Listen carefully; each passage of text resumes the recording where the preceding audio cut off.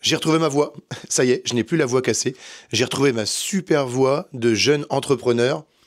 Je sais, j'espère en tout cas le redevenir un jour. Bref, aujourd'hui, j'aimerais qu'on parle ensemble des moyens que nous, on a à disposition dans le digital, dans le numérique, pour communiquer. Vous avez votre entreprise, j'ai la mienne. Comment est-ce qu'on fait pour être visible? En vrai, c'est ça qui nous intéresse tout. Aujourd'hui, la visibilité, c'est le nerf de la guerre, juste après celle de la trésorerie. Mais ça, c'est dans une autre vidéo. Alors, quand on est une entreprise et qu'on veut trouver des clients, eh bien, on va générer quelques actions. La première que je vous recommande, c'est d'avoir votre site internet. Je sais, on est fin 2024, ça fait très has-been de dire ça, mais croyez-moi, un site internet, encore aujourd'hui, ça sert à trouver du client. Si vous faites de la vente de produits, eh bien, vendez directement sur votre site. Ayez un site de vente, sortez des grosses boutiques. Vous pouvez comme ça plus travailler votre image de marque, le truc qui vous différencie et qui ne vous noie pas dans la masse de tous ceux qui existent. Si vous ne vendez pas en ligne, mais que vous avez besoin de montrer qui vous êtes, eh bien, ayez un site internet pour rassurer les gens, pour rassurer votre cible qui va vouloir savoir qui vous êtes, où est-ce que vous êtes, comment vous fonctionnez, c'est quoi votre histoire, c'est quoi votre historique, vos chiffres, donnez-leur de l'information, rassurez-les. Le site, il est là pour ça. Forcément, le site internet, il va aussi vous faire remonter sur les moteurs de recherche. Lorsqu'on tape un petit mot-clé, j'aimerais trouver ceci, hop, on a Google, on a Ecosia qui viennent vous dire, eh bien, il a ce site internet qui a l'air de répondre à vos besoins. Et vous savez quoi? Même l'intelligence artificielle, si on prend par exemple ChatGPT, lorsqu'on lui demande j'ai besoin de trouver tel type de service, eh bien, il se base sur les résultats des moteurs de recherche pour vous amener aussi des liens vers des sites. Donc, quand je vous ai dit tout ça, avoir un site aujourd'hui, c'est pas has-been, il faut juste le penser de manière à rassurer, à être visible et à ce qu'il soit réellement utile. Attention, attention, j'ai complètement bugué sur cette phrase. Réalisez bien votre site pour qu'il fonctionne sur mobile. Pas sur application mobile, mais sur mobile. Aujourd'hui, on est à presque 70% des utilisateurs et utilisatrices qui utilisent leur téléphone portable pour aller sur Internet, pour naviguer.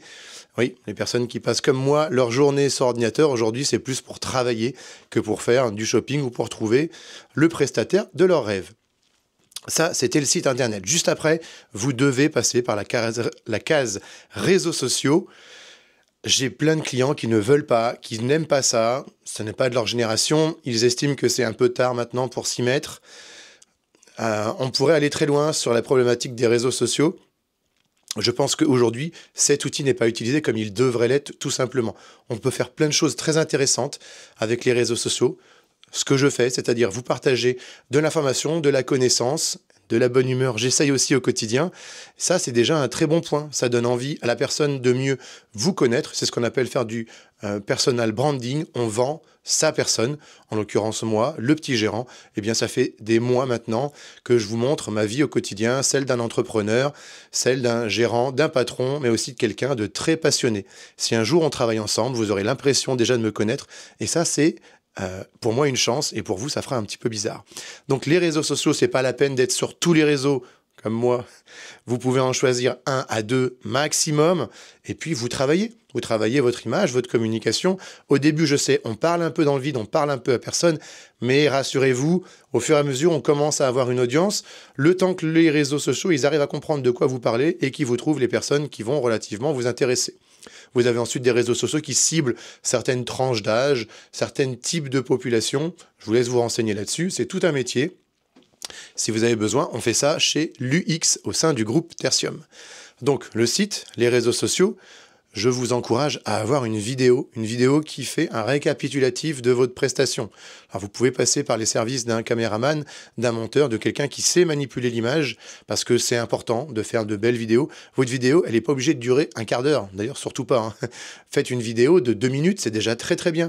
En 2 minutes, réussir à présenter, vous, votre équipe, ou juste vous, vos locaux, ou juste vous, vos produits, ce que vous faites, ce que vous avez envie d'amener comme valeur ajoutée, un petit sourire, tout de suite, ça met en confiance. Vous, ça vous permet de communiquer aussi sur les réseaux sociaux, sur votre site internet, mais de l'envoyer à des prospects, à des futurs clients qui vont avoir une image de vous très intéressante plutôt qu'un mail et vous aurez plus de mal à vous différencier de la concurrence. Donc, le site, les réseaux sociaux, la vidéo, forcément le bouche à oreille, mais ça vient dans le temps. C'est quelque chose qui se travaille pour savoir est-ce que vos clients sont contents, satisfaits de travailler avec vous, est-ce qu'ils ont envie de vous recommander. Et n'hésitez pas à leur dire, c'est pas une faiblesse de leur dire oui, j'ai besoin de plus de travail en ce moment.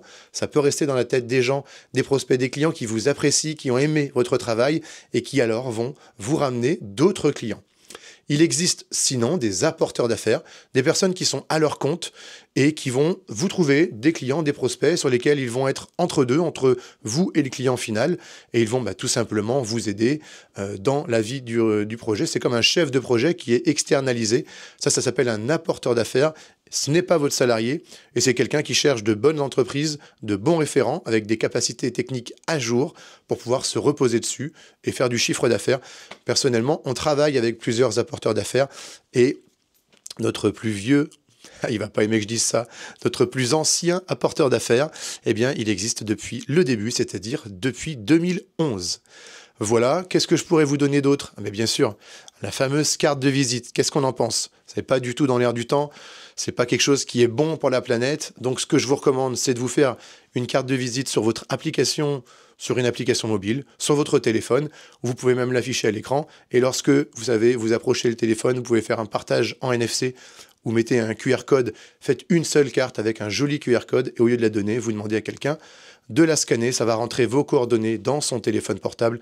Là, vous êtes dans l'air du temps. Voilà, si ce format de vidéo vous a intéressé, malgré mes quelques balbutiements et erreurs de phrases, eh bien dites-le moi, je vous en ferai d'autres sur la logique de comment est-ce qu'on communique mieux sur son entreprise, les petits outils et les pratiques du quotidien. Sur ce, eh bien, je suis tellement content d'avoir retrouvé ma voix que je n'ai pas arrêté de débiter, c'est top. J'ai pas mon café avec moi, mais je vais m'en refaire un.